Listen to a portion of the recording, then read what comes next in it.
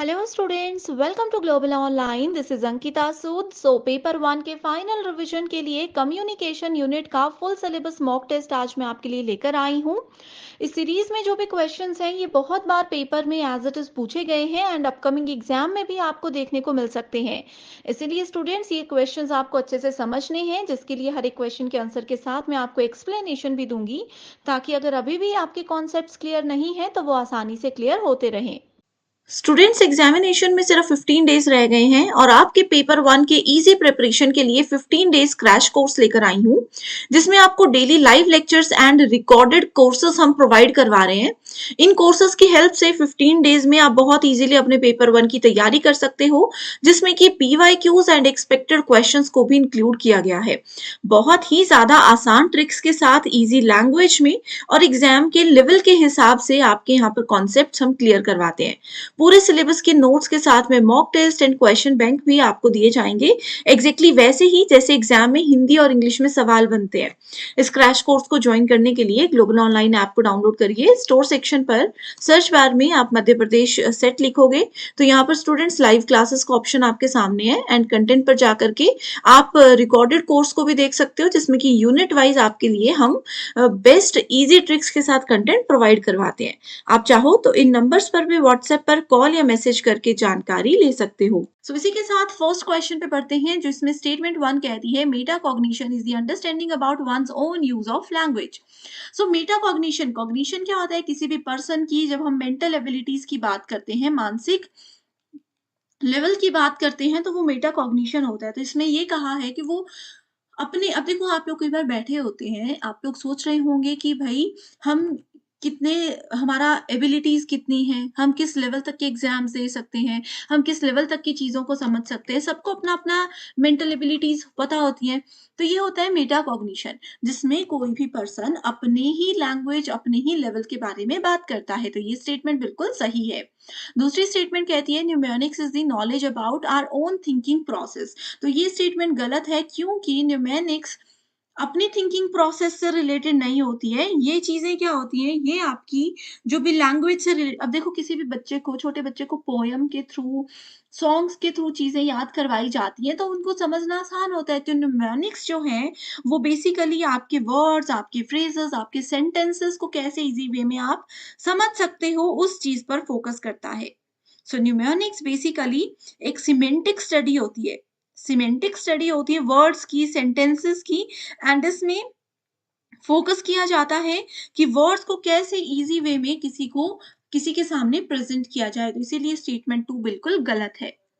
Okay, correct answer आप देख सकते हो।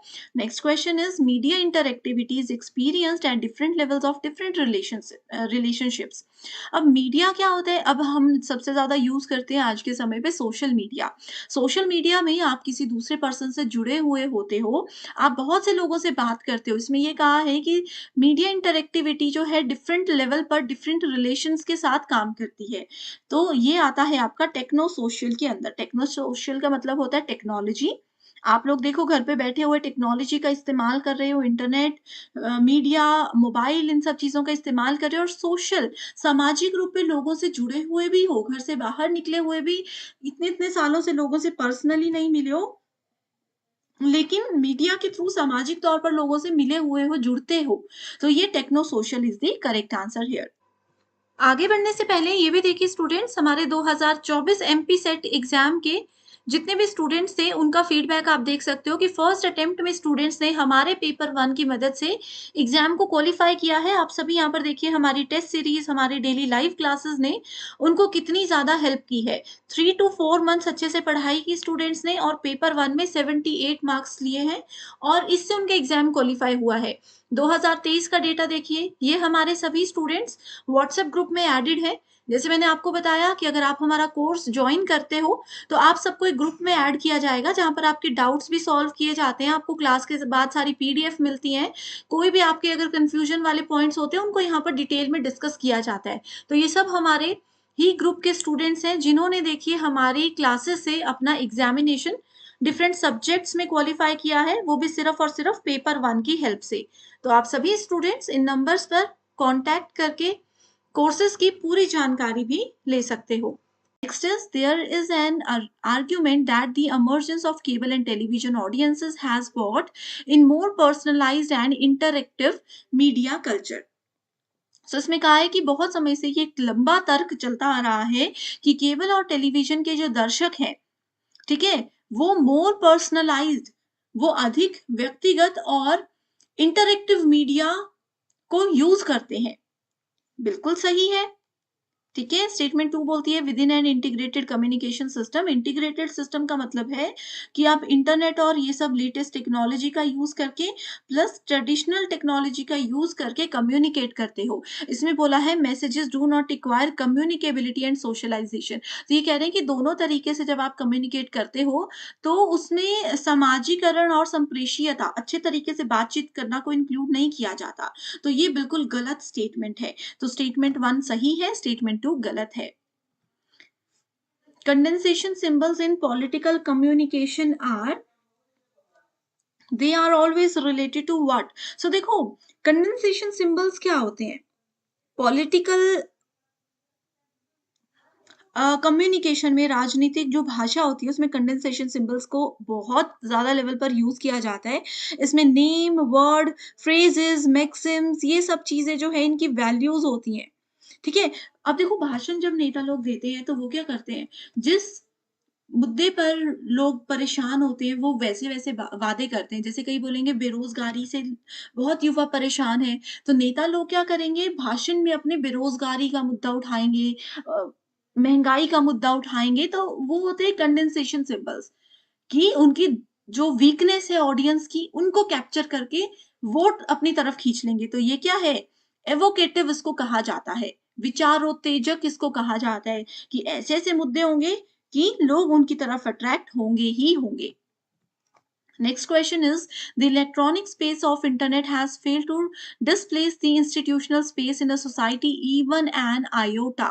Statement 2 बोलती है internet communication has broken down the hierarchies of race, ethnicity and gender. So देखो, इसमें बोला है कि जो इलेक्ट्रॉनिक मीडिया आ चुके हैं, इंटरनेट के थ्रू हम बातचीत करते हैं, उसने पुराने जो इंस्टीट्यूशन और लोग मिलजुल कर बैठकर बातचीत किया करते थे, वो सब चीज़ों को खत्म कर दिया। तो ऐसा बिल्कुल भी नहीं है, इसलिए स्टेटमेंट 1 फॉल्स है और स्टेटमेंट 2 ट्रू है, क्योंकि इंटरनेट कम्युनिकेशन ने ब्रेक डाउन कर दिया है लोगों की जातीयता को, लिंगवाद को और ये सब चीज़ों को। ऐसा तो नहीं हुआ है, थोड़े बहुत लेवल पर हुआ है लेकिन, ठीक है? तो इसलिए ये स्टेटमेंट सही है। Next is, when people meta communicate, they are sending messages about what? So they are sending messages about messages. अब मेटा कम्युनिकेशन, मेटा का मतलब होता है किसी के बारे में। अब जैसे इंडेक्स है, आप लोग इंडेक्स में आपको पूरा चैप्टर तो नहीं मिलेगा, लेकिन इंडेक्स आपको बताता है कि मेन चैप्टर कहाँ है। सो इंडेक्स क्या हुआ? इंडेक्स को हम मेटा डेटा बोल सकते हैं, एक ऐसा डेटा जो कि हमें असली डेटा तक ले जाता है। सो मेटा कम्युनिकेशन, जब लोग भी ऐसे बातचीत करते हैं तो वो बेसिकली मैसेज ही किसी को डिलीवर कर रहे होते हैं। Next is, which of the following are the major criticism of mass media as a cultural industry? So mass media and society से पहले क्वेश्चंस नहीं पूछे जाते थे, लेकिन अभी पिछले 2-3 साल से आते ही हैं, तो उस चीज पर थोड़ा ध्यान रखा कीजिए। Mass media are pro people, ठीक है? मास मीडिया, मास का मतलब होता है, मास का मतलब होता है आम आदमी। अब मास मीडिया, मास कम्युनिकेशन मतलब बहुत से लोग खुले में आपस में एक दूसरे से बात कर रहे हैं। मास कम्युनिकेशन का एक बेस्ट एग्जांपल होता है कि एक पर्सन भाषण दे रहा है, नीचे पूरी दुनिया उनको सुन रही है। कोई सामने बैठकर सुन रहे हैं, कोई इंटरनेट पे सुन रहे हैं, कोई टीवी के थ्रू सुन रहे हैं, ठीक है? सो मास मीडिया जो होता है वो प्रो पीपल है। बिल्कुल गलत है। मेजर क्रिटिसिज्म पूछा है तो ये उसमें नहीं आता। Products of culture industry are standardised, ठीक है? जो सांस्कृतिक उद्योग होते हैं वो हमेशा चलते हैं। बिल्कुल सही है। The productions are devoid of aesthetic merit, absolutely correct. The culture industry does uniform mass production, बिल्कुल सही। अवॉइड्स मैसिफिकेशन ऑफ कल्चर, ये गलत है। So correct answer is B, C and D only.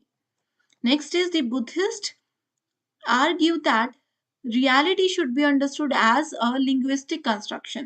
जो बौद्ध धर्म के लोग हैं वो हमेशा यही तर्क देते हैं कि वास्तविकता को भाषाई निर्माण के रूप में समझा जाना चाहिए, कि जो एक्चुअल चीजें आपके पास हो रही, जो वास्तविक में चीजें आपके सामने हो रही हैं, उनको समझने के लिए भाषाई निर्माण के रूप में उसको समझना चाहिए, लैंग्वेज के ज़रिए उसको समझना चाहिए। स्टेटमेंट 2 बोलती है कि आजकल का जो समय चल रहा है, we can say that reality is a media construct, कि जो सत्य है वो एक्चुअल में सत्य नहीं होता, मीडिया, न्यूज़पेपर या फालतू के वीडियोज़ उन चीज़ों को आगे बढ़ावा देते हैं। तो ये बिल्कुल सही स्टेटमेंट्स हैं दोनों की दोनों। Next is communication about communication is called, देखो मैंने अभी आपको क्या बोला, data about data is called Meta data, जैसे कि इंडेक्स का एग्जांपल दिया। सो यहाँ पर है communication about communication is called Meta communication. इतना बेसिक क्वेश्चन है ये, एज इट इज एग्जाम में आया था अभी। सो इस क्वेश्चन में पूछा गया है, according to some experts like Marshall McLuhan, the following are considered as hot media. अब इस क्वेश्चन में देखो डायरेक्टली कहा है कि मार्शल मैक्लुहान ने एक कॉन्सेप्ट दिया था जो कि है हॉट मीडिया से related. Mass media and society नाम के टॉपिक से ये क्वेश्चन पूछा गया है। सो हॉट मीडिया एक ऐसा मीडिया माना गया है कम्युनिकेशन में जो कि किसी भी इंसान की जितनी भी सेंसेस हैं उन सब को एक्टिवली यूज करता है। ठीक है, अब हमारे में जितनी भी सेंसेस है उनको एक्टिवली यूज करता है, इसीलिए इसको हाई डेफिनेशन कम्युनिकेशन मीडिया भी कहा जाता है। ओके, सो जैसे हमारे पास हॉट मीडिया है वैसे ही कूल मीडिया भी होता है। सो हॉट मीडिया में आ जाता है रेडियो, सबसे बेस्ट एग्जाम्पल है हॉट मीडिया का रेडियो और फिल्म। फिल्म का मतलब हो गया सिनेमा, रेडियो, और साथ ही यहाँ पर हम प्रिंट मीडिया को भी यूज करते हैं। सो इसमें करेक्ट आंसर है c, D and E only. Okay, जैसे अगर हम रेडियो की बात करें, ये क्या करता है, हमारे वन सेंसेस को, किसी एक यूजर के किसी सेंस को यूज करता है, एंड मिनिमल पार्टिसिपेशन यहाँ पर किसी भी पर्सन की होती है, तो ये हॉट मीडिया है। कूल मीडिया में आ जाएगा आपका टेलीविजन एंड टेलीफोन।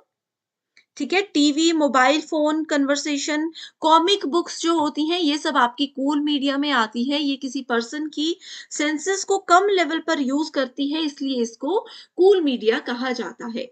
आगे भी हम डिटेल में डिस्कस करेंगे, एंड इस टॉपिक पर डिटेल्ड वीडियो ऑलरेडी आ चुकी है। अगर वो अभी तक आपने नहीं देखा है, आपके कॉन्सेप्ट्स क्लियर नहीं है, तो बस कमेंट कर दीजिए, मैं लिंक आपके साथ शेयर कर दूंगी। ठीक है, next is the science of studying the feedback system in humans, animals and machines is described as what? So इसको क्या कहा जाता है, इसको कहा जाता है साइबरनेटिक्स। ठीक है, साइबरनेटिक्स क्या होता है, जो भी आपका सर्कुलर कैजुअल प्रोसेसेस होती हैं। अब फीडबैक क्या होता है, जैसे मान लीजिए एज अ टीचर मैंने आपको कुछ पढ़ाया, उसके बाद आप लोगों को, स्टूडेंट्स को वो चीज समझ आई या नहीं आई, आपने उससे रिलेटेड कुछ और क्वेश्चंस पूछे, मैंने फिर वो चीज आपको समझाई, फिर आप मुझे फीडबैक दे रहे हो कि ये सभी क्लियर है। तो ये क्या हो रहा है, एक सर्कुलर कैजुअल प्रोसेस है जिसको फीडबैक कहा जाता है। तो कभी भी हम फीडबैक की बात कर रहे होते हैं तो उसको साइबरनेटिक्स का नाम दिया गया है कम्युनिकेशन में। ये अपने आप में ही एक कितना इंपॉर्टेंट टर्म है कि इसमें से क्वेश्चंस आते ही हैं एग्जाम में। ठीक है, next question is de Saussure labeled language as a, so de Saussure नाम के एक साइंटिस्ट थे, उन्होंने लैंग्वेज के लिए एक टर्म यूज की है। वो लैंग्वेज को क्या कहकर बुलाते थे, तो वो हमेशा लैंग्वेज को प्रोफ्यूजन ऑफ साइंस यानी कि संकेतों की प्रचुरता के नाम से कहते थे। ठीक है, सो यहाँ पर देखो डायरेक्टली ये नाम दिया गया है लैंग्वेज को, वो लैंग्वेज को लैंग्वेज नहीं प्रोफ्यूजन ऑफ साइंस का नाम देते थे। ठीक है, अब जैसे यहाँ पर आप लोगों से पूछा जा सकता है कि फोटोग्राफ्स को क्या नाम दिया गया था। सो फोटोग्राफ्स को इंडेक्सिकल कहा जाता है, फोटोग्राफ्स को इंडेक्सिकल कहा जाता है। वैसे ही एक टर्म और होती है आइकॉनिक, और एक टर्म होती है सिंबॉलिक। सो आइकॉनिक को कहा जाता है, इसको कहते हैं, ओके सो यहाँ पर थोड़ा सा कंफ्यूजन हो गया है, सॉरी। आइकॉनिक को फोटोग्राफ्स कहते हैं, उसके बाद आता है इंडेक्सिकल, इंडेक्सिकल को कहते हैं स्मोक, राइट। एंड अगर सिंबल्स की बात करें तो सिंबल्स क्या होते हैं, लेटर्स होते हैं अल्फाबेट्स के। एंड प्रोफ्यूजन ऑफ साइन होता है लैंग्वेज। तो ये 4 टर्म्स आपको याद रखनी है। ये 2022 में जो पेपर हुआ था उसमें एज इट इज पूछी गई थी। Okay, next question is which of the following are the criteria for public service communication. So public service communication का क्राइटेरिया जो है उसको कहा जाता है accuracy, comprehensiveness, separation of opinion and facts. Next question is, in communication, denotation is the level of what? So denotation क्या होता है? Denotation basically mass media society की एक टर्म है, बेसिक टर्म है। ये फर्स्ट लेवल ऑफ एनालिसिस होता है, फर्स्ट लेवल ऑफ एनालिसिस इसको कहा जाता है। ठीक है, डिनोट करना यानी कि किसी चीज को डिस्क्राइब करना, ऐसे याद रखिए। सो करेक्ट आंसर है ऑप्शन नंबर 3। सिमिलर क्वेश्चन दूसरी शिफ्ट में पूछा गया था, उसमें कहा था in communication connotative words have what. So denotation और कोनोटेशन सेम होता है। So denotation first level of analysis है, that is related to descriptive description, और कोनोटेशन जो है वो कल्चरल मीनिंग होता है, कल्चरल मीनिंग होता है किसी भी चीज का।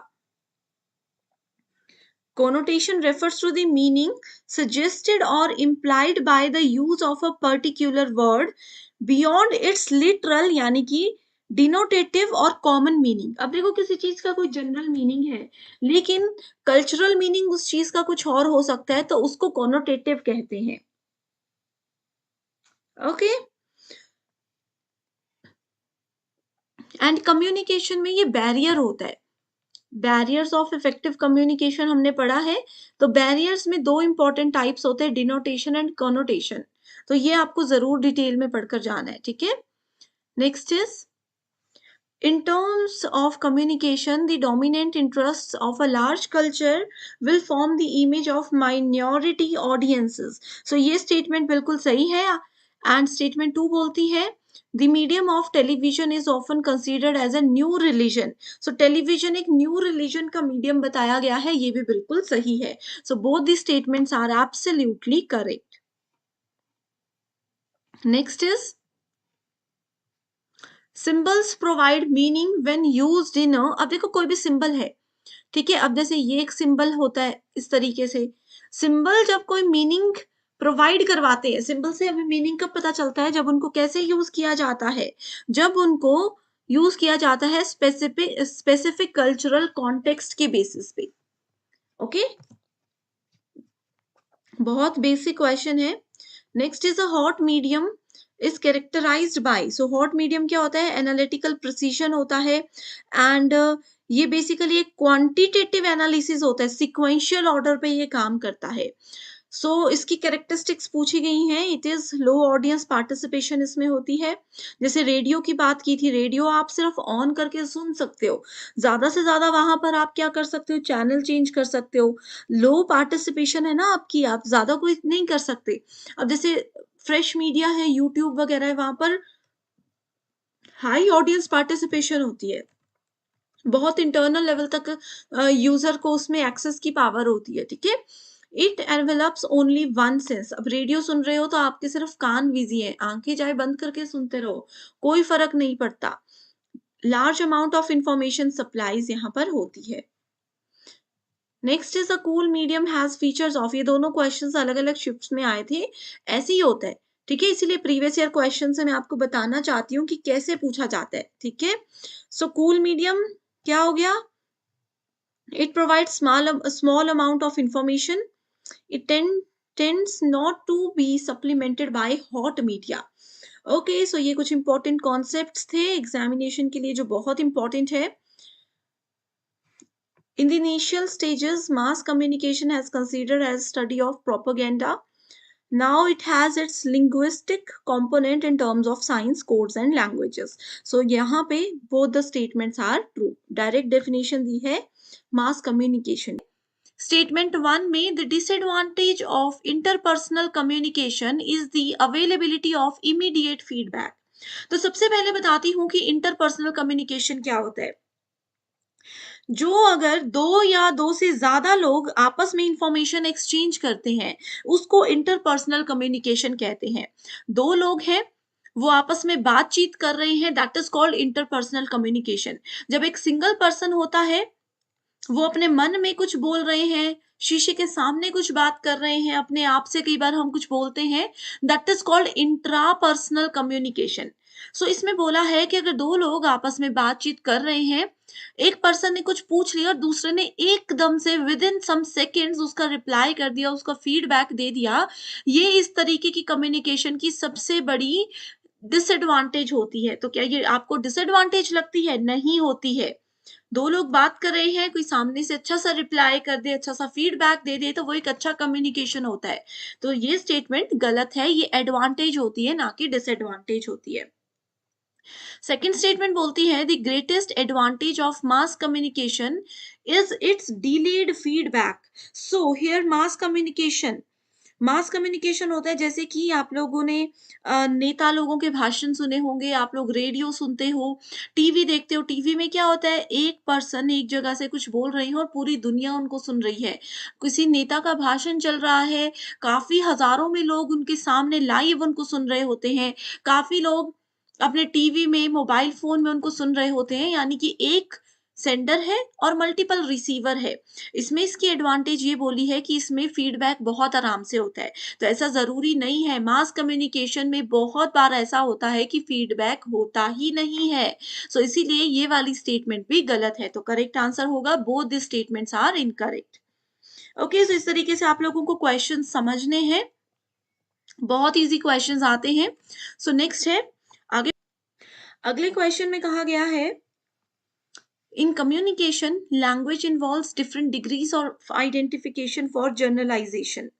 ओके, तो सबसे पहले इस स्टेटमेंट के थ्रू आपको बताती हूँ कि जर्नलाइजेशन क्या होता है। मीनिंग समझ गए तो आगे आसान हो जाएगा।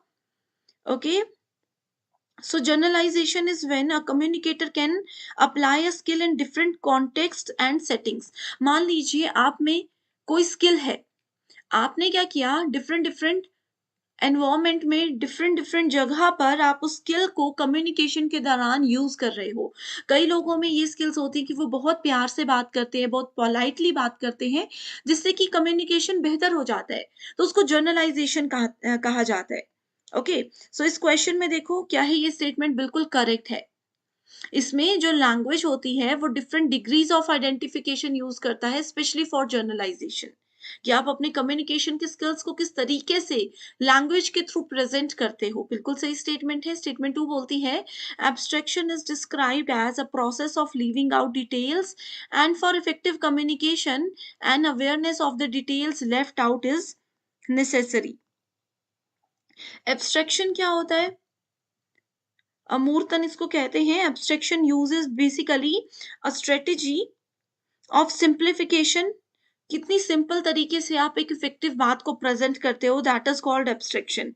Where in formerly concrete details are left ambiguous, undefined, thus effective communication about things in the abstract requires an common experience between the communicator, कि कैसे आप सिंपल से सिंपल लैंग्वेज के थ्रू अपनी बात को प्रेजेंट करते हो। कई लोग होते हैं ना, बात करते हुए टॉपिक कहाँ से शुरू होता है कहाँ पर खत्म होता है पता ही नहीं चलता, मेन बात वो भूल जाते हैं। तो एब्स्ट्रैक्शन में यही बोला गया है कि वो लिविंग आउट करते हैं डिटेल्स को, बहुत डीप में नहीं जाते, टू द पॉइंट मेन बात बताते हैं। ये इफेक्टिव कम्युनिकेशन के लिए एक बहुत ही इंपॉर्टेंट प्रॉपर्टी होती है। तो ये बिल्कुल सही बताया है दोनों स्टेटमेंट्स में। ठीक है, so correct answer is both the statements are absolutely true. Next question is okay, so next question में कहा है in communication meaning refers to a person's what.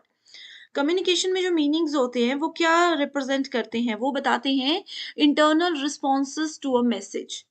आपने मुझे कुछ बात बताई, ठीक है, आप मेरे साथ बात कर रहे हो, आपके बात का मीनिंग क्या है, आपका इंटरनल रिस्पॉन्स है, मैसेज का इंटरनल रिस्पॉन्स वो हमें बताता है। Next question is match the following. बहुत इंपॉर्टेंट क्वेश्चन है ये, 2020 और 21 में भी एज इट इज लगभग लगभग पूछा गया था। ठीक है, सो मीडियम है और यूजर व्हीकल है newspaper, radio, television and film. Okay, so answer already है आपके सामने। न्यूज़पेपर में रबर प्लेट्स का इस्तेमाल किया जाता है। रेडियो, इलेक्ट्रॉनिक मैग्नेटिक वेव्स, आपको पता है रेडियो वेव्स इस तरीके से होती है, ठीक है। So radio go with electronic magnetic waves. Television, satellite dishes सबके घरों में होता है। और फिल्म के लिए URSA मिनी प्रो का इस्तेमाल किया जाता है, ठीक है। न्यूज़पेपर क्या होता है, देखो एक प्रिंटेड सोर्स होता है ना इंफॉर्मेशन का, सबके घर में न्यूज़पेपर आता है। इंफॉर्मेशन गैदर करने का एक बेस्ट सोर्स होता है एंड इसमें जो रबर प्लेट है या फिर इसको रबर रोलर भी कहा जाता है, ये एसेंशियल रबर प्रोडक्ट होता है पेपर इंडस्ट्री में न्यूज को प्रिंट करने के लिए। Okay, next question is which of the following are true about the communication. Communication क्या इनएविटेबल होती है, अपरिहार्य होती है। Communication is non social, it is irreversible, it is cultural, it is completely commercial. So क्या होगा यहाँ पर करेक्ट आंसर, देखिए ये क्वेश्चन भी बहुत इंपॉर्टेंट है। सबसे पहले तो कम्युनिकेशन इनएविटेबल होती है, उसके बाद नॉन सोशल भी होती है, जरूरी नहीं है सोशली कम्युनिकेशन और नॉन सोशल भी होती है, कल्चरल भी होती है। सो करेक्ट आंसर है A, B and D only. इसके अलावा आप लोगों से ये भी पूछा जा सकता है कि कम्युनिकेशन की और क्या क्या प्रॉपर्टीज होती हैं। सो कम्युनिकेशन हमेशा कॉग्निटिव होती है। कॉग्निटिव मैंने बताया है, किसी भी पर्सन की मेंटल एबिलिटीज की बात की जाए that is called cognitivity. So communication specially classroom communication cognitive भी होती है। Next question is when, okay, so इसमें पूछा गया है when a communicated message is based on reference to another it is called. ये हमने कल भी डिस्कस किया था, सेम क्वेश्चन को घुमाकर पूछा गया, it is called Meta message, ठीक है। किसी रेफरेंस के थ्रू, बुक का एग्जांपल लिया था, बुक में दो चीजें होती हैं, एक होता है इंडेक्स, एक होता है चैप्टर, ठीक है। तो हम चैप्टर तक कैसे पहुंचते हैं, इंडेक्स के थ्रू पहुंचते हैं, यानी कि इंडेक्स के रेफरेंस से चैप्टर तक पहुंचते हैं, तो ये होता है मेटा डेटा।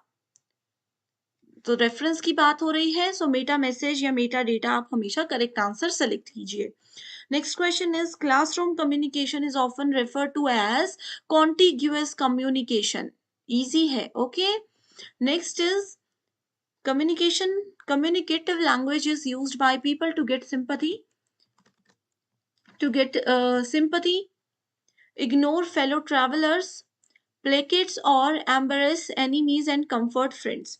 स्टेटमेंट टू बोलती है as a tool of communication language suffers from emotional loading, polar words and fictitious concepts. So both these statements are absolutely true here. Next is non verbal communication is mostly, सबसे ज्यादा क्या होती है non verbal communication, एक तो यहाँ पर आप लोगों को पता होगा अनस्ट्रक्चर्ड होती है ये, ठीक है। इसके अलावा ये होती है इनवॉलेंटरी, कॉन्टेक्चुअल और सिंबॉलिक। डिस्क्रिप्टिव और एग्रेसिव बिल्कुल भी नहीं होती है। एंड वर्बल कम्युनिकेशन में भी सेम क्वेश्चन आया था, तो वर्बल कम्युनिकेशन आपके पास स्ट्रक्चर्ड कम्युनिकेशन होता है, face to face conversation, speech, telephonic conversation, ये सब वर्बल के अंदर आता है, ठीक है। एंड नॉन वर्बल में बिना शब्दों के इशारे से लिख कर सिंबल्स के थ्रू जो चीजों को प्रेजेंट किया जाता है that is called non verbal communication. Next question is Which of the following are true with regards to mass communication? Mass communication अभी हमने डिस्कस किया। सो इसमें सबसे पहले तो है messages are prepared by professionals, absolutely true. Next है messages are rapidly disseminated and next is messages are supposed to be understood. So correct answer is option. Classroom communication is, so students कक्षा में जो संचार होता है उसके कुछ features यहाँ पे गिवन है, आपको बताना है कि कौन कौन से पॉइंट्स बिल्कुल करेक्ट है। पहला ऑप्शन है goal oriented, style centric, collaborative, vertical या फिर नॉन ओरिएंटल। सो यहाँ पे अगर हम लोग देखें, देखो स्टूडेंट्स क्लासरूम में आपने भी हमेशा पढ़ाई की है, स्कूल में, कॉलेज में, ओके। सो क्लासरूम में सबसे इंपॉर्टेंट चीज होती है कि वो कम्युनिकेशन एक गोल ओरिएंटेड कम्युनिकेशन होता है। अब टीचर अगर 10 स्टूडेंट्स के साथ कम्युनिकेट कर रहे हैं, यहाँ पे कम्युनिकेशन का मतलब जनरल बातचीत करना नहीं है, यहाँ पे नॉलेज को शेयर करना है कम्युनिकेशन का मतलब। ठीक है, सो टीचर जब स्टूडेंट्स के साथ कोई भी कम्युनिकेशन करते हैं, अपना नॉलेज शेयर करते हैं, सो उनका एक गोल होता है, टीचर का ये गोल होता है कि वो अपना नॉलेज स्टूडेंट्स तक पहुंचाएं, वो नॉलेज स्टूडेंट्स गेन करें एंड वो सभी क्या हो, एग्जामिनेशन को क्वालिफाई कर सके। तो ये है गोल ओरिएंटेड। ओके, दूसरी चीज यहाँ पे आती है वो है कोलेबोरेटिव, यानी कि अगर टीचर सहयोगी होना बहुत ज्यादा जरूरी है। ऐसा नहीं है कि अगर टीचर बोल रहे हैं एंड स्टूडेंट्स उनकी बात को सुन ही नहीं रहे हैं, तो ये कम्युनिकेशन एक अच्छा कम्युनिकेशन नहीं होगा।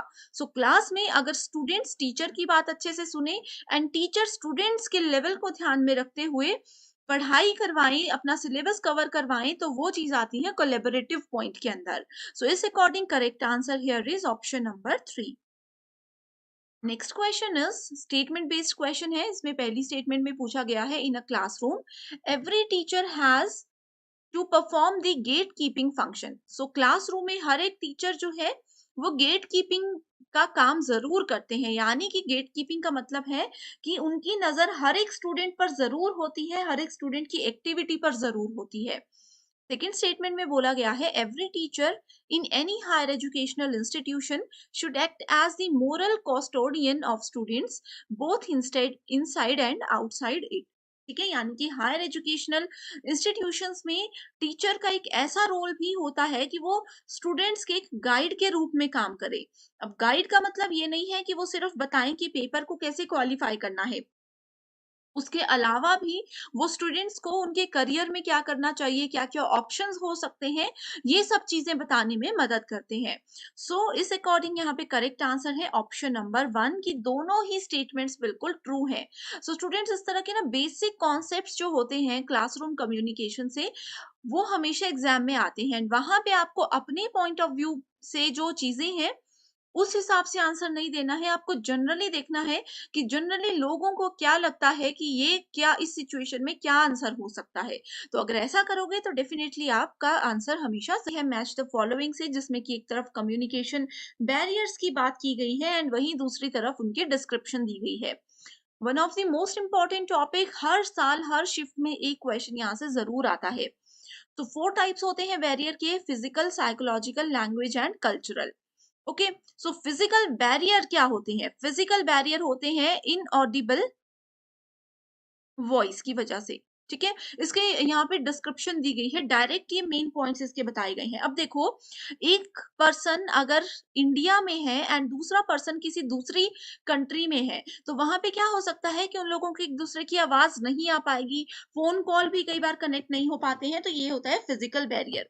Then we have psychological barrier, जिसमें कि प्री डिस्पोज नोटेशंस होती हैं। लैंग्वेज बैरियर क्या होता है, इसमें डिफरेंट अंडरस्टैंडिंग्स होती है, यानी कि अगर बहुत से स्टूडेंट्स ऐसे हो सकते हैं शायद जो कि हिंदी में नहीं पेपर 1 की तैयारी करते, उनको हिंदी लैंग्वेज समझ नहीं आती, तो ये कम्युनिकेशन में लैंग्वेज बैरियर है।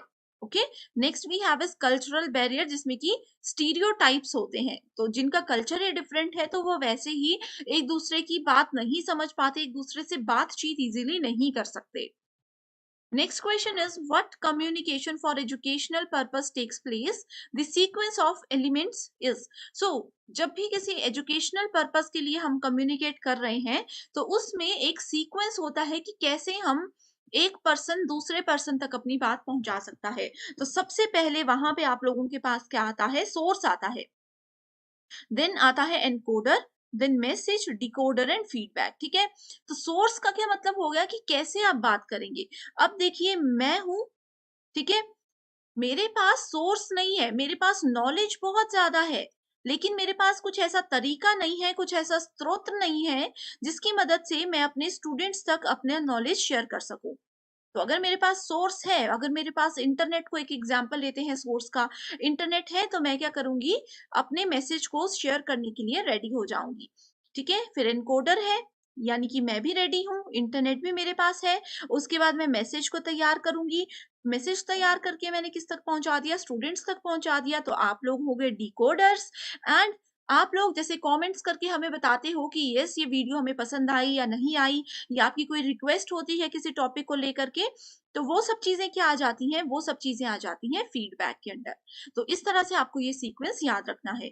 हमेशा याद रखिए कि फीडबैक हमेशा एंड में ही आता है, बीच में या स्टार्टिंग में कभी भी फीडबैक आपको नहीं मिलेगा। Okay, next question is, a teacher who encourages students participation in communication will ensure, so एक ऐसा टीचर जो कि स्टूडेंट्स को प्रोत्साहित करते हैं, ठीक है, स्टूडेंट्स की भागीदारी को वो प्रोत्साहित करते हैं कम्युनिकेशन में, तो उससे क्या सुनिश्चित वो करेंगे? Opposite views, self system, class performance, professional development, या फिर बाइनरी डिस्ट्रैक्शंस। बहुत इंपॉर्टेंट क्वेश्चन है। अब देखो स्टूडेंट्स, हमेशा ना टॉपिक वही रहता है, थोड़ा क्वेश्चन को पूछने का तरीका डिफरेंट हो जाता है। सो यहाँ पे अगर हम देखें, सेल्फ सिस्टम यानी कि स्व प्रणाली क्या है। अब देखो, एक टीचर ने किसी स्टूडेंट को कुछ सिखाया होगा, ठीक है, टीचर ने अपने 100% एफर्ट्स, 100% नॉलेज स्टूडेंट को दे दिया, स्टूडेंट ने उसमें से 90% नॉलेज को कैप्चर कर लिया, एंड देन उन्होंने क्या किया, किसी किसी भी कंपटीशन में पार्टिसिपेट किया एंड अपना 70% रिजल्ट वहां पे वो लाए।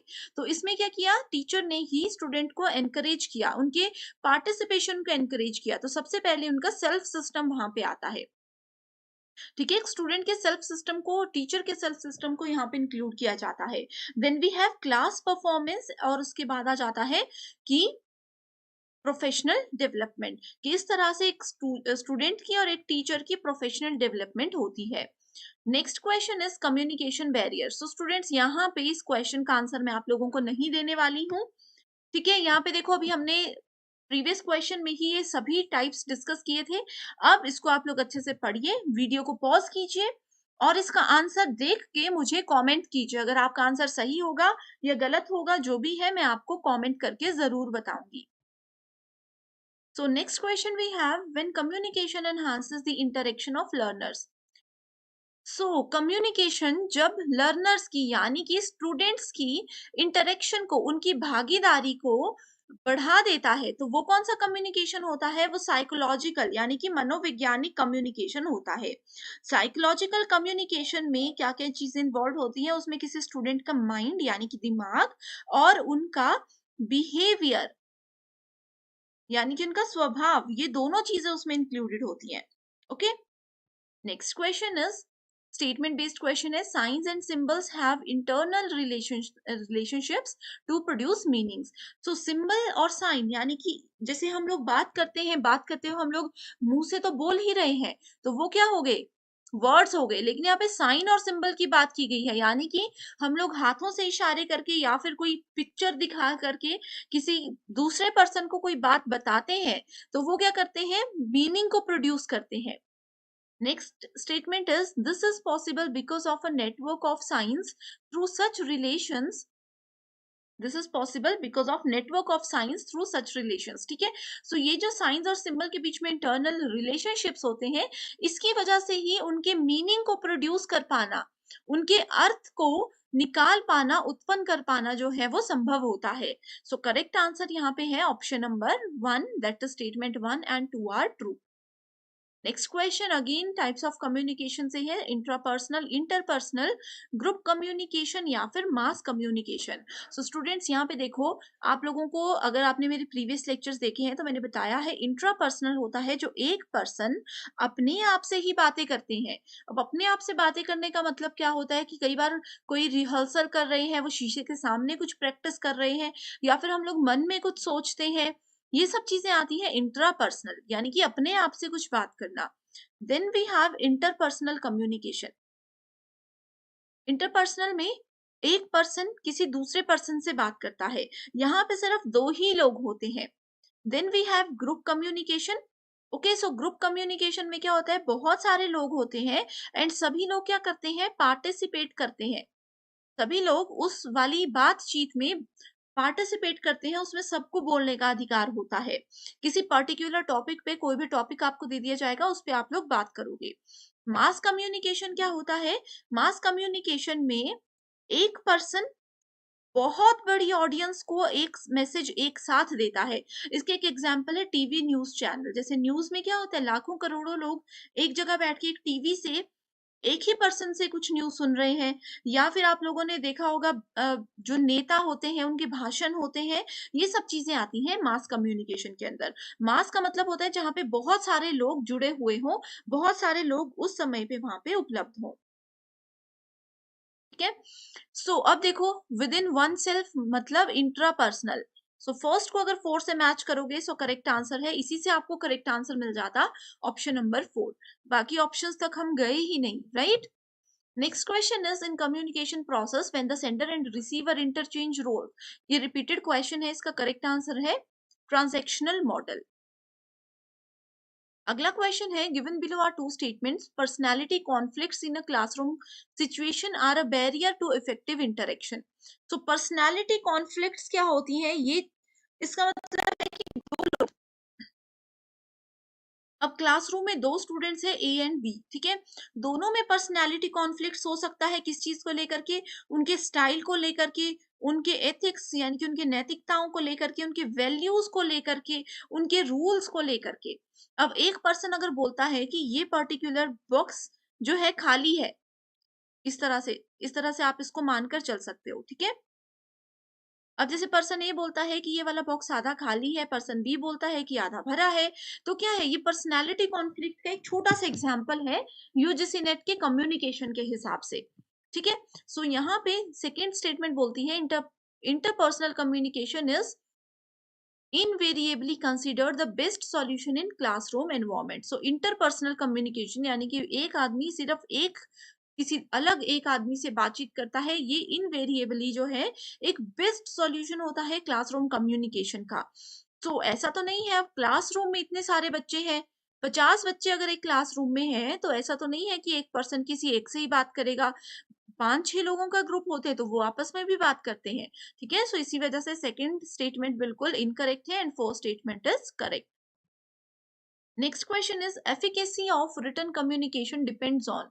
सो एफिकेसी क्या होता है, एफिकेसी या फिर इसको वर्किंग एफिशिएंसी भी बोला जाता है, ये डिपेंड करती है उस पर्सन के 3 चीजों पर, ठीक है। सबसे पहला आता है उस पर्सन का कॉन्टेक्स्ट, उसके बाद आता है उनका कंटेंट, और उसके बाद आता है रिसीवर, कि किसको हम लोग ये अपना जो इंफॉर्मेशन है वो दे रहे हैं, या सामने सुनने वाला जो बच्चा है या जो भी स्टूडेंट है या जो भी पर्सन है वो कैसा है, ठीक है। सो रिटन कम्युनिकेशन में जब एफिकेसी होती है सो वो डिपेंड करती है किन किन चीजों पे, एडिटिंग आफ्टर राइटिंग, यानी कि हमने कुछ लिख दिया उसके बाद हम उसको काट के फिर से जब कुछ लिखते हैं। दूसरी चीज है ब्रेविटी इन सेंटेंसेस, यानी कि कड़े शब्दों का प्रयोग। यहाँ पे थोड़ा सा ये हो गया, ठीक है, लिखने के बाद जो हम संपादन करते हैं, लिखा काट दिया उसके बाद साइड में फिर से लिखा, this is editing after writing. Then we have brevity in sentences, यानी कि वाक्यों में संक्षिप्तता, कि कोई एक वर्ड अगर मैं लिख रही हूँ, कोई एक स्टेटमेंट अगर मैं लिख रही हूँ, तो वो कितना ज्यादा संक्षिप्त है, कितना ज्यादा वो उस मीनिंग को डिफाइन करता है। Next is use of strong words, कड़े शब्दों का प्रयोग करना। अगला क्वेश्चन है, विच of the following factors contributing to school learnings are termed as social competencies। so social competencies बहुत इंपॉर्टेंट है एग्जामिनेशन पॉइंट ऑफ व्यू से, ओके। तो यहाँ पे अगर हम लोग सामाजिक क्षमताओं की बात करें किसी भी स्कूली शिक्षा के अंडर, ठीक है, सो करेक्ट आंसर यहाँ पे होता है motivation, then we have social skills, then we have family support. अगला क्वेश्चन है, types of listeners and characteristics match the following है।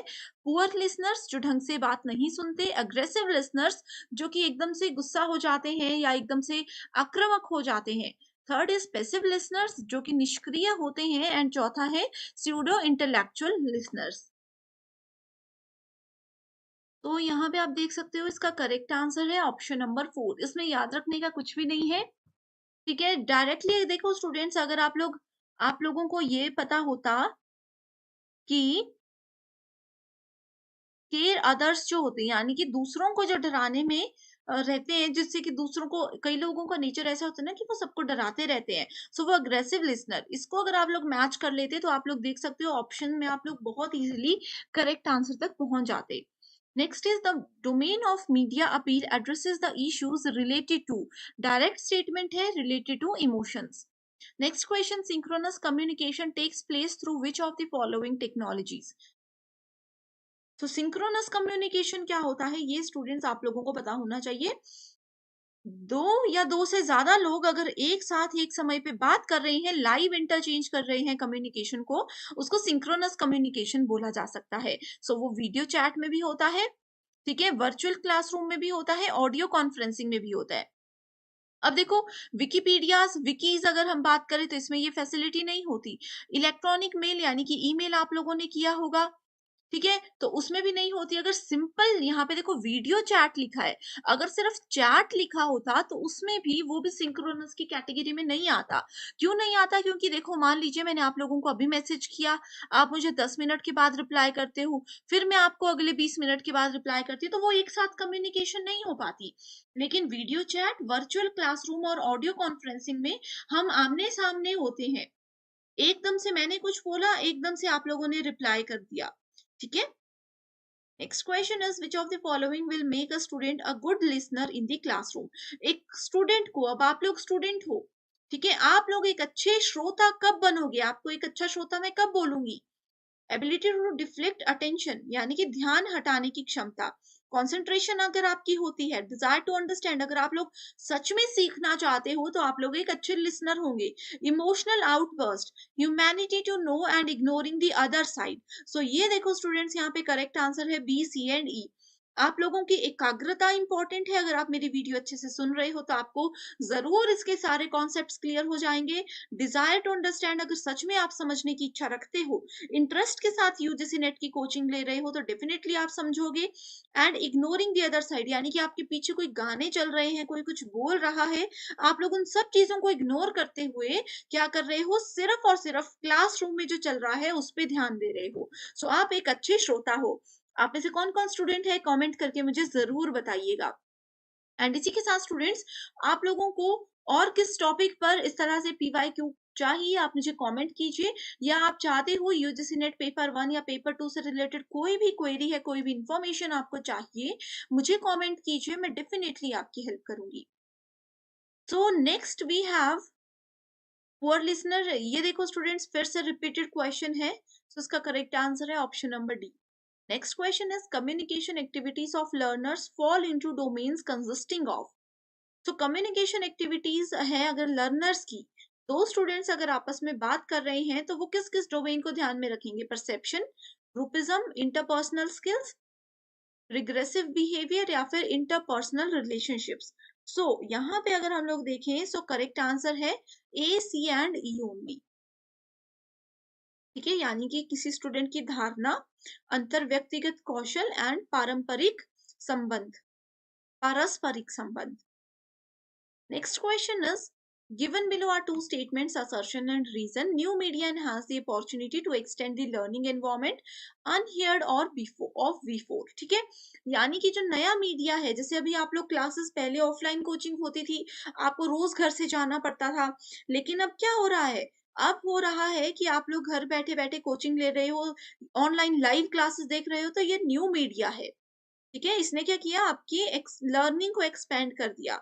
रीजन ये है कि learners can design their own learning process, तो वो अपने हिसाब से अपनी सीखने की प्रक्रिया को डिजाइन कर सकते हैं, यानी कि वो अपना टाइम टेबल, अपना शेड्यूल खुद से सेट कर सकते हैं। सो करेक्ट आंसर क्या है? Option number 1, that is both A and R correct, and R is the correct explanation of A. So इस क्वेश्चन में पूछा गया है, in communication entropy refers to what. So communication में एंट्रोपी एक बहुत इंपॉर्टेंट टर्म होती है। ये बेसिकली एंट्रोपी जो है वो डायरेक्टली प्रोपोर्शनल होता है मैक्सिमम अटेनेबल डेटा स्पीड का, ठीक है, directly proportional to noise and bandwidth. अब देखो, आप लोग कम्युनिकेट कर रहे हो, पर्सन ए पर्सन बी के साथ कम्युनिकेट कर रहा है, तो इसमें आपका क्या नॉइस लेवल है और क्या आपके बोलने की बैंडविड्थ है, ये सब चीजें एंट्रोपी के अंदर आती हैं। सो यहाँ पर डायरेक्ट आंसर है अनप्रिडिक्टेबल मैसेज। ठीक है। एंट्रोपी कम्युनिकेशन में एक ऐसा फेज होता है जिसको प्रिडिक्ट नहीं किया जा सकता, ये एक अनप्रिडिक्टेबल मैसेज होता है। एंट्रोपी के दो टाइप्स होते हैं जो कि एग्जाम में कई बार पूछे गए हैं, एक है जॉइंट एंट्रोपी और दूसरा है conditional entropy. Okay, next question is keeping quiet because of fear of punishment in communication is an barrier. तो देखो, पनिशमेंट के डर से बहुत से बच्चे क्या करते हैं, क्लासरूम में रिप्लाई नहीं करते, तो वो डर रहे हैं। वो किस तरीके का बैरियर होता है, वो होता है इंडिविजुअल, यानी कि व्यक्तिगत एक बाधा इसको माना जाता है। कम्युनिकेशन में बैरियर्स बहुत ज़्यादा होते हैं। अब जैसे 2 लोग आपस में बातचीत कर रहे हैं, एक ने दूसरे को कुछ पूछा, एक बैरियर ये हो सकता है कि उसको नॉलेज नहीं है, दूसरा ये हो सकता है कि वो बोलना नहीं चाहता, वो पनिशमेंट के डर से बोल ही नहीं रहा कि शायद अगर मैं गलत आंसर कर दूँ तो मुझे पनिश किया जाएगा। तो ये सब बैरियर्स आते हैं। इंडिविजुअल बैरियर्स जो होते हैं वो पर्सनल फैक्टर्स पे डिपेंड करते हैं, और पर्सनल फैक्टर्स जो है वो सेंडर के भी हो सकते हैं और रिसीवर के भी हो सकते हैं। ओके, अब इंडिविजुअल बैरियर में कुछ इंपॉर्टेंट टर्म्स आ जाती हैं, जैसे कि यूजिंग जार्गन्स। उसके अलावा एक होता है लैक ऑफ अटेंशन। ये सब आपके इंडिविजुअल बैरियर के टाइप्स हैं, ठीक है। Lack of attention, perception differences, दो लोगों की अगर सोच अलग है, डिफरेंसेस। इसके बाद फिर अगला आ जाता है इमोशनल बैरियर। तो ये सब चीजें बहुत ही ज्यादा इंपॉर्टेंट है। Okay, so next question is a general code of conduct circulated among the employees of an institution is an example of।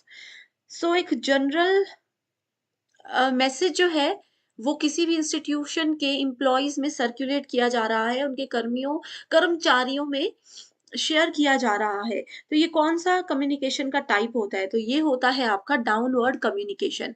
Upper level से नीचे के लेवल की ओर जब कम्युनिकेट किया जाता है तो डाउनवर्ड होता है। इसको आप लोग टॉप डाउन कम्युनिकेशन के नाम से भी जानते हो। सेम क्वेश्चन दूसरी शिफ्ट में पूछा गया था, क्वेश्चन एज इट इज था, बस ऑप्शन में डाउनवर्ड की जगह टॉप डाउन लिखा गया था। ठीक है, ये एक बेसिकली वर्टिकल प्रोसेस होता है किसी भी मैसेज को भेजने का, मैसेज को पास करने का, जो कि अपर लेवल से नीचे के लेवल की ओर काम करता है। इसके अलावा लेटरल कम्युनिकेशन भी बहुत इंपॉर्टेंट है। इसको हम हॉरिजॉन्टल कम्युनिकेशन भी बोलते हैं, तो दोनों एक ही बात है, ठीक है। लेटरल कम्युनिकेशन को हॉरिजॉन्टल कम्युनिकेशन भी बोलते हैं। इसमें क्या होता है, एक्सचेंज होता है, शेयर होती है इंफॉर्मेशन और ideas between people with in a community, peer groups, departments और units of N organisation.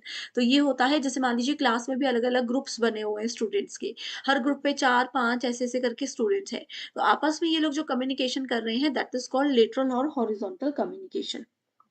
Next is बहुत इंपॉर्टेंट क्वेश्चन है, छोटा सा क्वेश्चन है, बहुत बार पूछा गया है। What is a blog? आप लोगों ने ब्लॉग बनाया, ब्लॉग पढ़ा होगा। अब देखो, एक होता है ब्लॉग, आप सभी इंस्टाग्राम, यूट्यूब, इसमें जो लोगों की डेली रूटीन देखते हैं, वो अपनी डेली लाइफ को शेयर करते हैं, दैट इज कॉल्ड ब्लॉग। यहाँ पर बात हो रही है ब्लॉग की। अब आप सभी स्टूडेंट्स गूगल पे जाकर कुछ भी सर्च करते हो, कोई भी क्वेश्चन है, कोई भी आर्टिकल है, उससे रिलेटेड आपके पास मल्टीपल ऑप्शंस होते हैं, वेबसाइट्स बहुत सारी आ जाती हैं। तो उसमें से सारी, जैसे जिसके आगे .com, .in, .gov लिखा है, वो सब वेबसाइट्स होती हैं। जिसके आगे ब्लॉग लिखा होगा वो ब्लॉग्स होते हैं। इसमें हम क्या करते हैं, वेबसाइट्स की तरह ही होते हैं, पर्सनल वेबसाइट होती है, कोई भी बना सकते हैं, जिसमें हम कोई भी आर्टिकल्स, जो चीज़ आपके दिमाग में आ रही है वो आप कर सकते हो, ठीक है। Next is assertion reason based question है, the more performative broadcast is also more cohesive and popular, but owing to new media its effect in decrease is decreasing।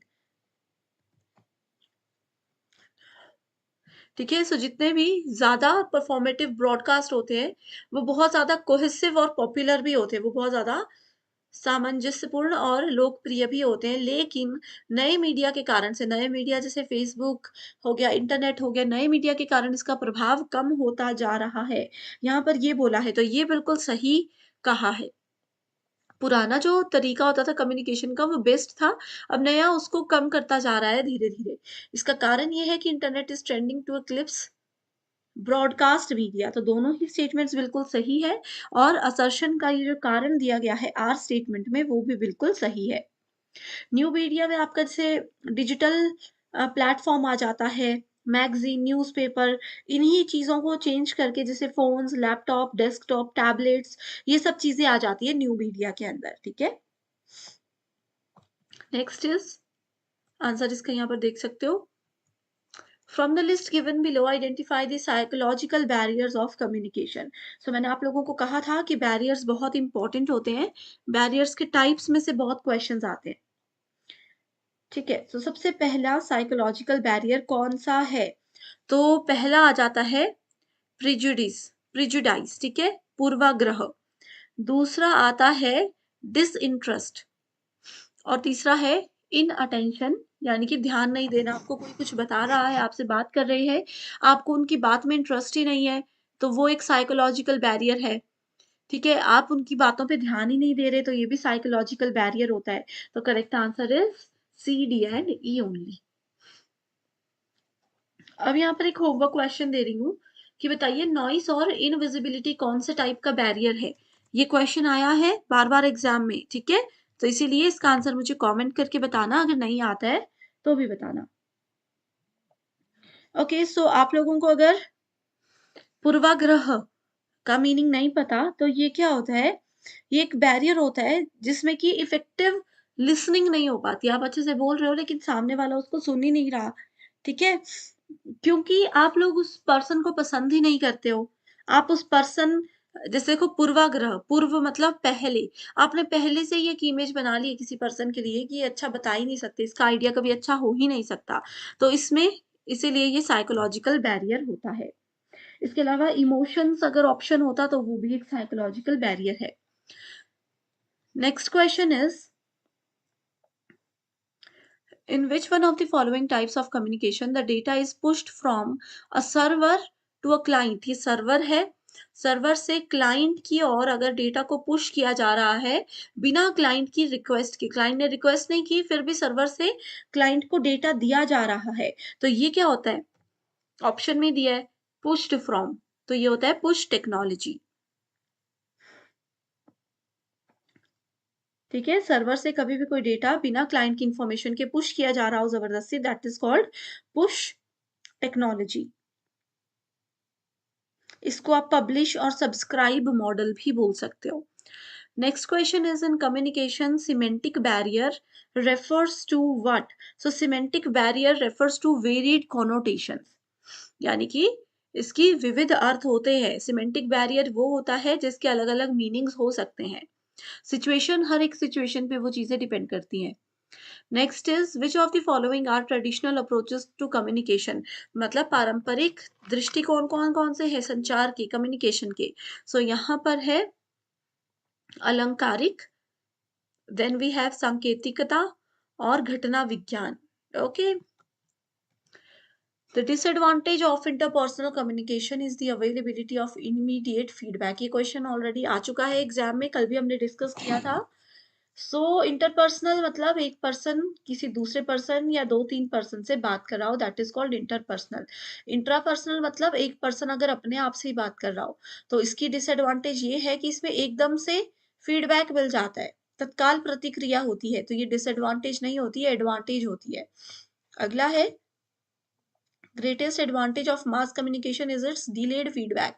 Mass communication, एक पर्सन अगर भाषण दे रहा है, कितने लोग उनके सामने बैठकर सुन रहे हैं, कितने उनको टीवी में, रेडियो में सुन रहे हैं, मतलब बोलने के लिए सेंडर सिर्फ एक है और मल्टीपल रिसीवर्स है जो कि अलग अलग लोकेशन में बैठ करके उस मैसेज को सुन रहे हैं, तो वो the statements are incorrect. First question is in communication denotation is the level of what। so denotation एक बैरियर होता है कम्युनिकेशन का जो कि किसी भी टर्म का कॉमन मीनिंग या फिर लिटरल मीनिंग हमें बताता है। सो ऑप्शंस में दिया गया है बिलीफ, कॉन्ट्रास्ट, डिस्क्रिप्शन और डिसेंट। अब देखो मैंने बताया कॉमन मीनिंग, तो असहमति होगी नहीं, कॉमन मीनिंग में विश्वास भी नहीं होगा, कॉन्ट्रास्ट मतलब उसका उल्टा जो भी गलत है, सो इसलिए करेक्ट आंसर है डिस्क्रिप्शन। ठीक है, डिनोटेशन किसी पर्टिकुलर वर्ड का डिटेल हमें बताता है, जैसे अगर मैं आप लोगों को एप्पल बोल दूं और ये भी बता दूं कि ये एक फ्रूट है, तो मैंने क्या किया, इसका एक डिस्क्रिप्शन, एक डिनोटेटिव मीनिंग आप लोगों को बता दिया। सिमिलरली हमारे पास कॉनोटेशन एक टर्म होती है जो कि किसी चीज का कल्चरल मीनिंग बताने में हमें हेल्प करती है। Next question is, according to some experts like Marshall McLuhan, the following are considered as hot media. So hot media क्या होता है? देखो, एक ऐसा मीडिया होता है जिसमें बहुत सारी इंफॉर्मेशन बहुत कम लोगों के बीच में शेयर की जाती है, लेकिन क्या होता है, लोग बहुत कम है लेकिन इंफॉर्मेशन बहुत ज्यादा दी जाती है। ठीक है, इसमें एक कीवर्ड है जो कि ये है कि ये हमारी सिर्फ 6 सेंस में से सिर्फ 1 सेंस को ही एक समय पे इस्तेमाल करता है। जो चीज जिस पर्टिकुलर टाइम पे होनी है उसी पर्टिकुलर टाइम में इसको फॉलो किया जाना चाहिए। ये होती है हॉट मीडिया की डेफिनेशन। सो पहला एग्जांपल है टेलीफोन। सो देखो, टेलीफोन क्या है? ये कूल मीडिया है। Okay, second we have television. Television भी कूल मीडिया है। Then we have radio. Radio हमारे पास हॉट मीडिया होता है, जिसमें एक जगह पर कम लोग ज्यादा लोगों को बहुत ज्यादा इंफॉर्मेशन दे देते हैं। देन वी हैव सिनेमा या मूवीज, ये भी हॉट मीडिया है। देन वी हैव प्रिंट, ये भी एक हॉट मीडिया होता है। सो सी, डी एंड ई आप देख सकते हो, करेक्ट आंसर होगा option number 3। Next is the science of studying the feedback system in humans, animals and machines is described as। feedback system बहुत इंपॉर्टेंट है कम्युनिकेशन में। अब हम एनिमल से भी फीडबैक लेते हैं, है ना, समझते हैं क्योंकि वो हमारी लैंग्वेज को। तो इस सिस्टम को क्या कहा जाता है? इसको कहा जाता है feedback science. No. Experience study बिल्कुल भी नहीं। मैसेज ह्यूरिनेटिक्स बिल्कुल भी नहीं। एंड साइबरनेटिक्स, तो ये बिल्कुल सही ऑप्शन है। साइबरनेटिक्स ही टर्म है जिसकी एज इट इज डेफिनेशन दी गई है। Symbols provide meaning when used इन। अब देखो, आप सिंबल्स के साथ बात कर रहे हो, अब सामने वाला उन सिंबल्स को कब समझेगा, ये इसमें पूछा गया है। कॉन्ट्रास्टिंग स्टाइल, जब आप किसी उल्टे तरीके से वो प्रेजेंट करोगे, रैंडम ऑर्डर में प्रेजेंट करोगे, नॉन स्पेसिफिक कॉन्टेक्स्ट या फिर स्पेसिफिक कल्चरल कॉन्टेक्स्ट। सो यहाँ पर करेक्ट आंसर क्या होगा? एक अगर सांस्कृतिक संदर्भ में आप बता रहे हो, जैसे अगर हिंदी में आप कुछ चीज बता रहे हो, सामने वाले को हिंदी आती है तो ही वो आपके सिंबल्स को समझ पाएगा, इसीलिए इसको कहा जाता है specific cultural context. Next is the hot medium is characterised by what. देखो, अभी मैंने ये डिटेल में आपको बताया, नॉन मैकेनिकल कंपोनेंट नहीं। लो ऑडियंस होती है हॉट मीडिया में, बिल्कुल लो ऑडियंस होती है। It envelopes only one sense, एक ही सेंस को यूज किया जाता है।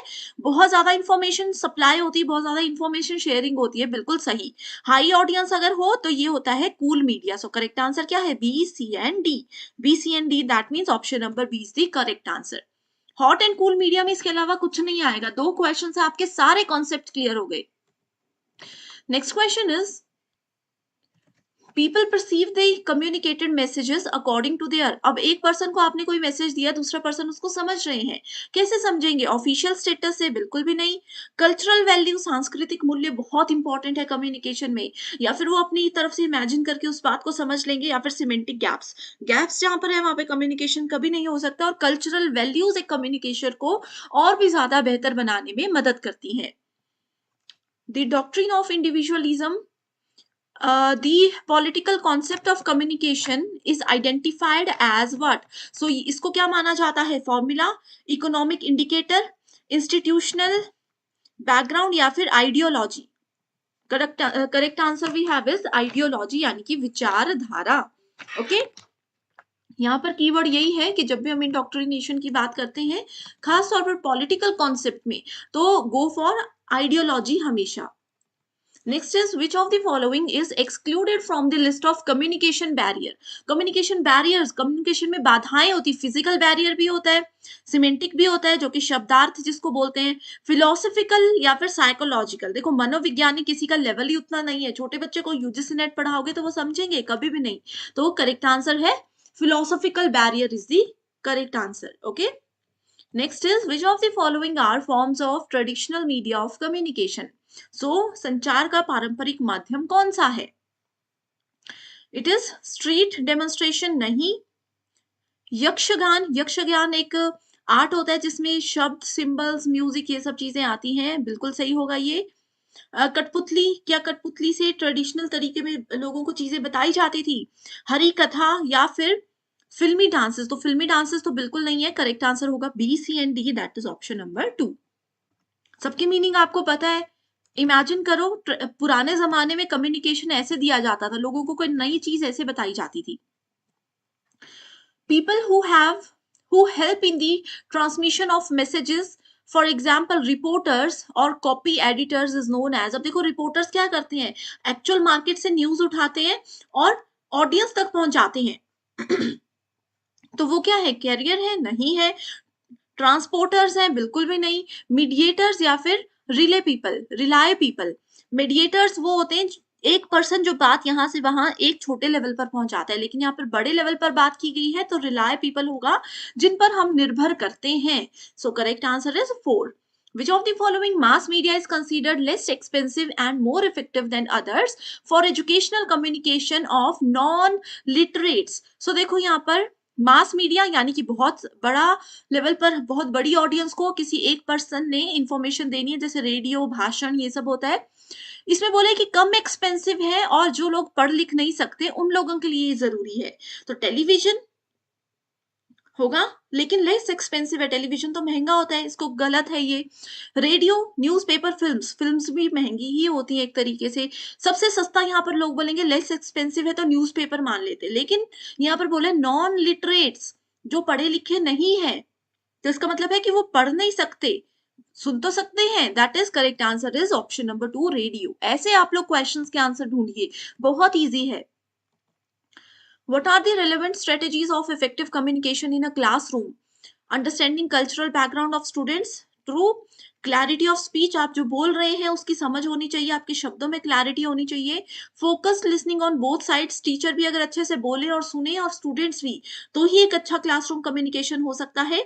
Inventing cultural labels, बिल्कुल गलत। और disdain ऑफ कलेक्टिंग एफर्ट्स, ये भी बिल्कुल गलत है, तो option ABC is the correct answer.